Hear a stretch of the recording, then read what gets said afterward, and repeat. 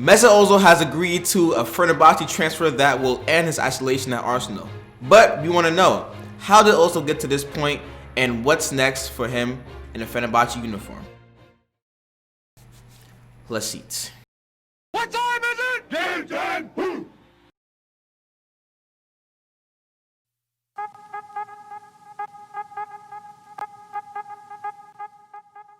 What's going on, everybody? It's your boy Edwin, aka King Jalov, and we are live reporting from the Emirates, where we have some news regarding Mesut Ozil. Guys, it might happen. It's about to happen. Ozil has agreed to a Fenerbahce deal, which is worth 3 years. We don't know exactly how much the contract is worth so far, but further details will come in the future. Now, Ozil, man, oh man. Let me be the first to say that I am proud of Mesut Ozil for doing this, because the way that the Arsenal side has treated him in the past couple of years has been dreadful. And Ozil, who was trying to see out his contract for this season, trying to honor his contract and stay at the club, is now making the choice to decide on whether or not he should leave the club earlier than expected. So Ozil started off a Germany Cup winner, World Cup winner actually, 4-time FA Cup winner. He was pretty much, in some cases, in some Arsenal fans' eyes, an Arsenal legend. Maybe not, maybe for some others, not so much. But Ozil was a guy of magic. Like, this guy possessed the quality. He was an assist magician on Arsenal's day, right? No matter how good a player plays, on Ozil's day, he has the best quality on the Arsenal side, and I'm not lying. That's true. I totally believe it. I'm sure that other Arsenal fans believe it as well too, because Ozil, for me, whenever he's on his best form, he has the best quality on the pitch. So, how did Ozil get to this point? You know, he's 32 years old right now, but I still do think that Ozil is a definitely still productive player if given the right opportunity. So, going to Fenerbahce, right? That would be a good move for Ozil because of where he's coming from right now. I mean, it started off with Arsene Wenger leaving, and we all know that Arsene Wenger loved Ozil. Like, he was an Ozil kind of guy. Like, that was his player. But everything went downhill when Unai Emery came into the side as the manager. And Unai Emery, man, good evening. Ever since then, this guy has, I don't know what it is about Ozil, but he didn't like his work ethic in practice at all. And on top of that, he felt as though Ozil didn't give enough in games, which is why he was so inconsistent with game time in the Premier League. He reduced Ozil to Europa and Cup games. Now, is Ozil anything to play for in Europa and Cup games? Like, that's his quality now? That's his type of competition? Really?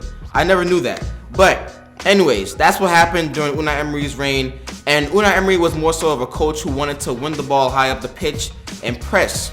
And that is two things that Ozil is not good at doing. So it was pretty much easy for Unai Emery to say, listen, you're not working hard in training. You're not working hard in the games, so even when I give you a chance. And so I'm not going to play you as much as I feel as though you should be played, regardless of who you are. You might be a Germany legend, you might be a World Cup legend, an Arsenal legend in some eyes, but you're not bigger than the club. And in some cases, that's true. He's not bigger than the club at all. But, the way things fell down for Ozil was terrible. Now we move on to Mikel Arteta, who, when he came into the side, said that he would build the team around Ozil. And that was a totally complete lie, because he didn't even play Ozil. Like, oh my goodness. Ozil wasn't instated in the Premier League squad. He wasn't instated in the Europa League squad. I mean, seriously. Like, this is a guy that on his day is the best Arsenal player, or not even say best Arsenal player, but he has the best quality as an Arsenal player, and you're not even playing him? I'm talking about, guys, for weeks. Arsenal didn't create, Arsenal didn't score. You don't think that Ozil could help with that problem? I think he could have. But listen, I am a big believer of a player working hard and earning his spot. If Ozil wasn't doing that, that's fine. If those who were earning their spots deserve playing time, deserve game time, then that's fine. You play them. But if they're not producing for some time now, I'm not going to name any names because we're not going to get into that. But if these players are not producing, notably in the midfield, then you got to try something different. and Mikel Arteta didn't do that.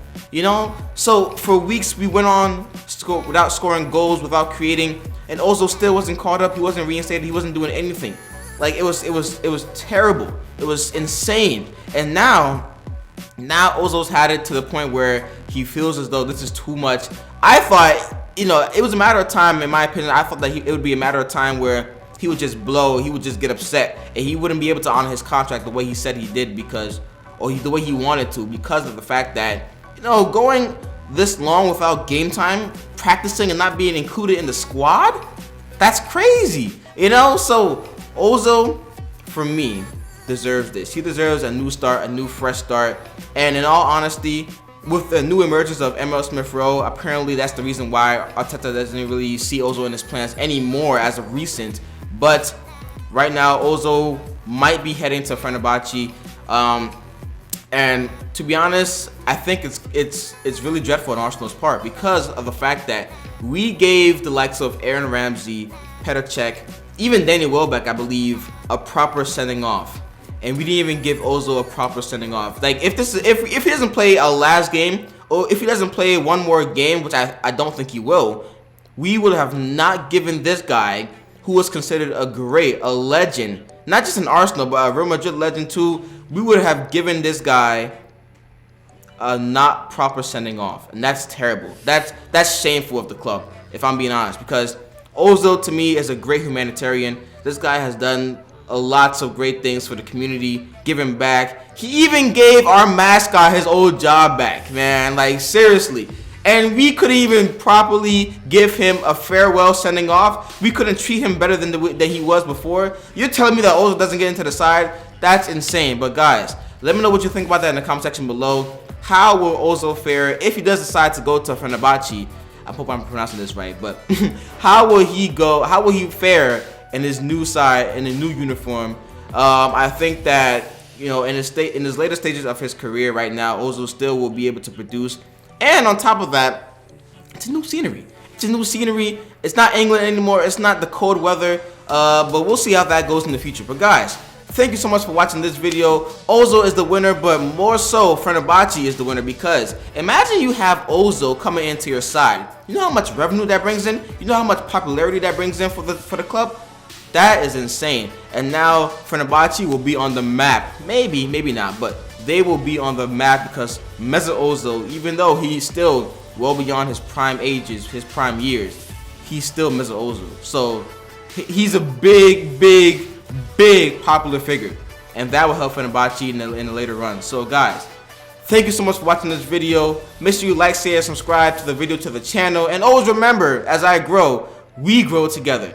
Stay tuned for the next video.